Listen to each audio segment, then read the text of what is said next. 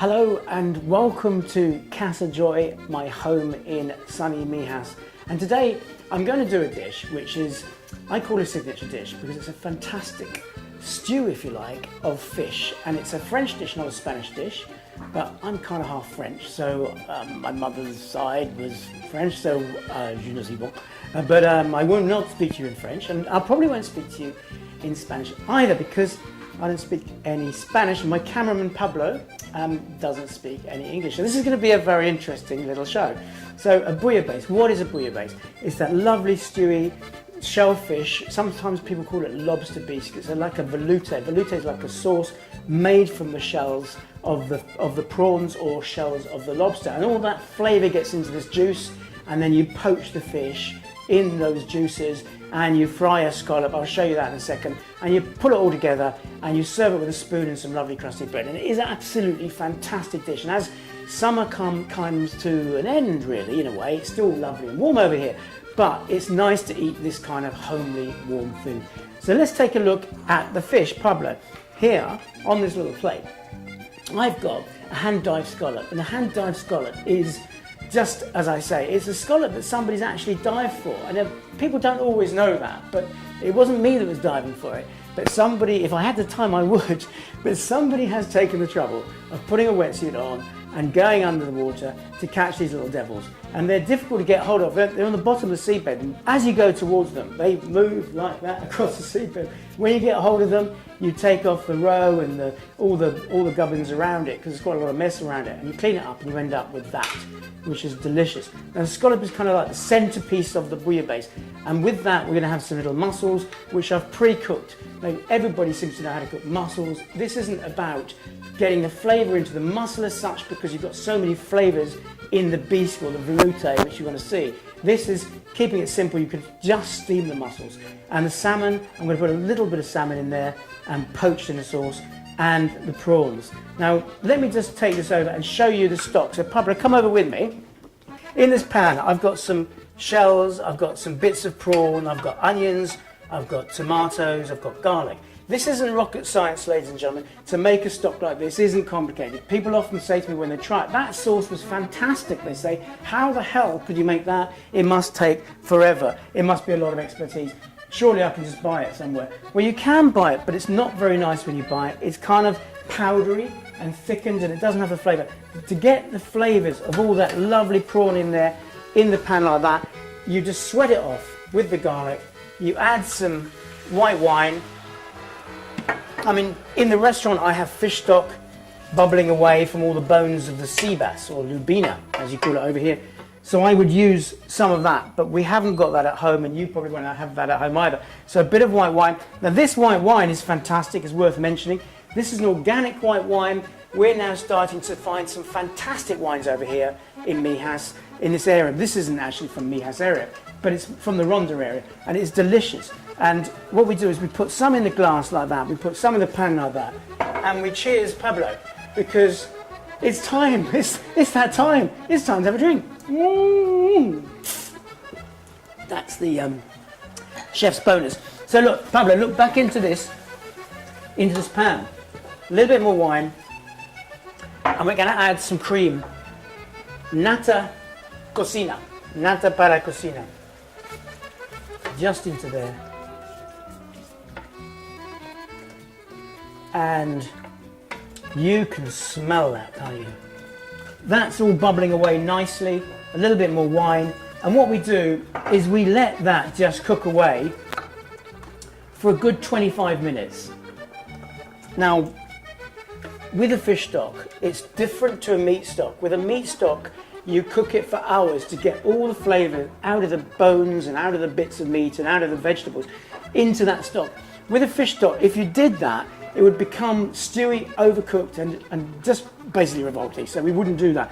We keep it really simple, we keep it really fresh. We just basically get all that lovely flavour out of the prawn, just the prawn bits, out of the prawn shells. So never throw your shells away. If you've got big gambas for lunch and you peel them, and because you don't eat the shell obviously, you then save the shells and you can freeze them, and you can make this soup or sauce for nothing. It just costs nothing. So once you've got it to that sort of stage there, then you pass it. Now, as I said, I'd like to give it a little bit more time, but this is live TV, so I'm not going to be able to do that. So when I say a bit more time, I'd like it to tick away for about 20 to 25 minutes. And we're going to strain it now, and I can smell that although it is a bit too premature, it's also deliciously aromatic, and that will be absolutely fine. And we're squeezing the prawns into the sieve to extract, if you like, as much of the flavour out of it as possible. And in there, you've got everything, cream, the fresh tomatoes in there. Now, to make it a little bit pinker colour, I have a little bit of tomato, we call it fritto over here. I don't know why they call it tomato fritto, but they do, and it's available everywhere. But you can also get what they call tomato passata, which is kind of an Italian version, and that's just pureed tomatoes. And we're going to add a little bit of that into it for flavour and for colour. It darkens it up and gives it a lovely rich flavour. Now, whilst that's ticking away, I have to say, it's pretty damn good. It would benefit from the 25 minutes. Do follow that and keep the 25 minutes going to get as much of the flavour out of the prawns as possible. But it is delicious right now too. So in this other pan at the top here, I'm going to then cook the scallop. Now, the scallop needs seasoning. Sorry, Pablo, I'm going to dance around the kitchen with you. A little bit of seasoning, a little bit of salt, Pablo, Maldon salt. I've talked about this before, but Maldon salt is fantastic. It is the salt. It's like this. Look, I'll show you the big tub. We use so much of it, I buy a big tub of it. Maldon salt. It's fantastic, and I don't think any chef would want to be without it. It's little flakes of salt, and it's just totally different from a table salt.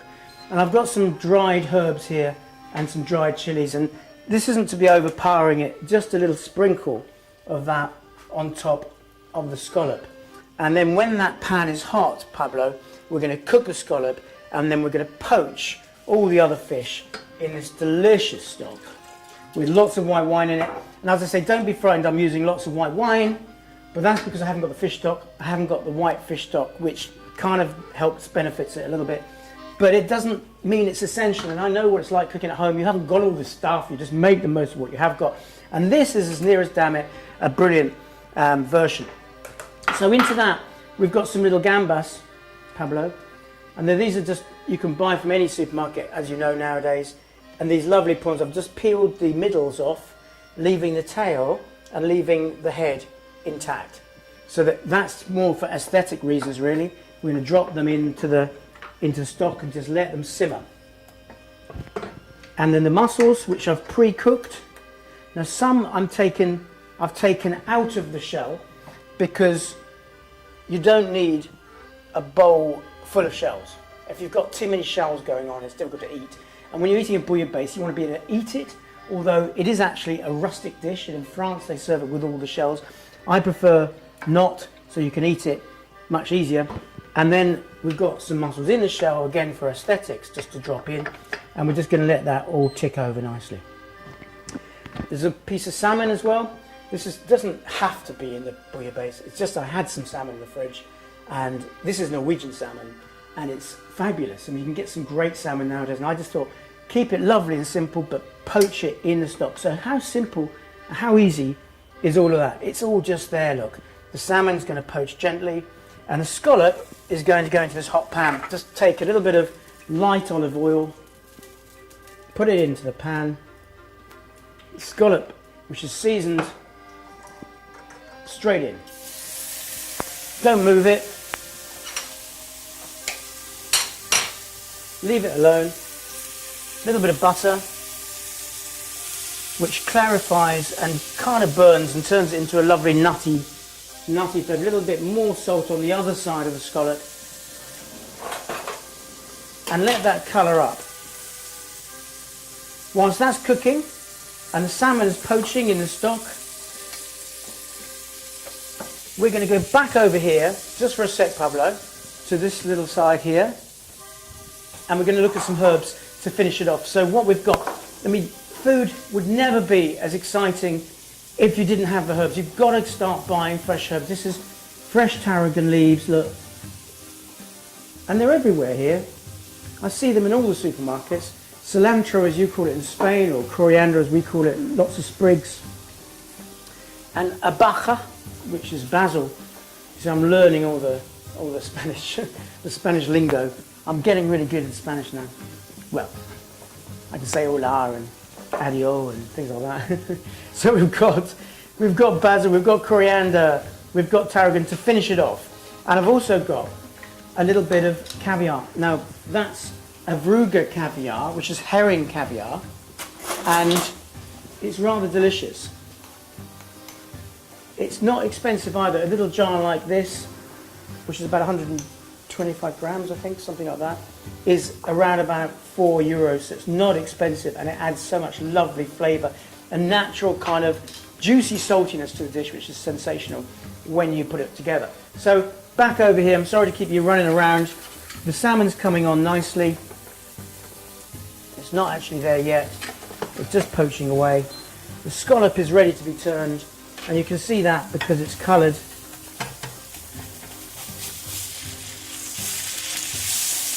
Just a little bit of herb in the pan with the scallop.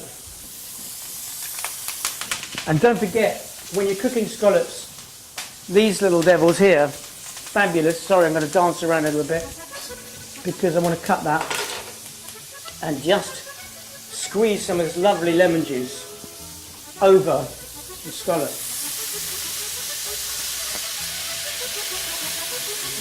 So there's not any complications here. It's a simple dish. We've got scallops cooked with a little bit of seasoning and some fresh lemon and a little bit of herb just poaching away there with the butter, which is clarifying. We've got this sauce which you saw being made with all the shells, the prawns, the salmon in there poaching nicely. It's ready. The scallop's just about ready.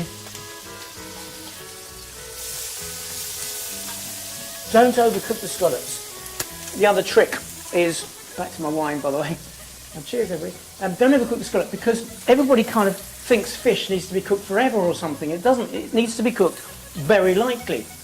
When you cook things like sea bass, you sear it skin side down, you turn it over, you give it a minute and it's cooked. You don't need to cook it for ages, and people cook for too long. So all of this fish is ready. It's ready in moments. There's no pre-cooking needed at all. I have to say that wine is probably too good to be cooking with. So here we go, back over to my little counter here, where I belong, and we're going to pull this dish together. So the scallop goes in the bowl first. Can you get really close in here? And then we're going to put the prawns in second, which haven't been overcooked. You know, gently cook it, gently poach it in the stock. The mussels with the shells.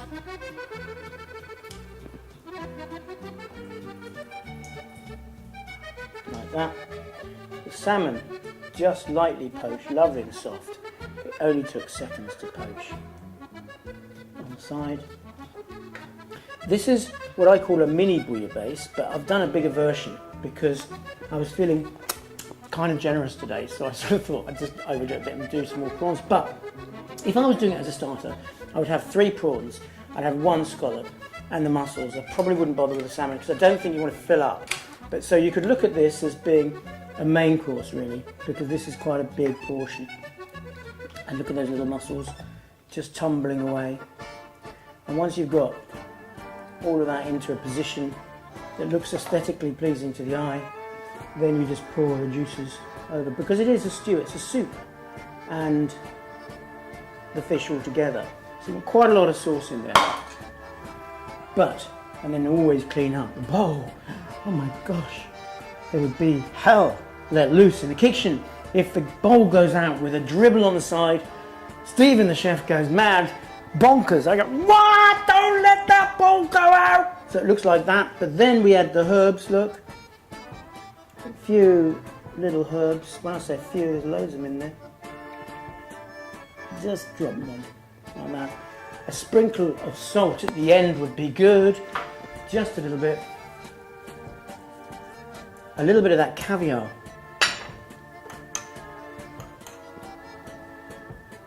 top, and a squeeze of lemon.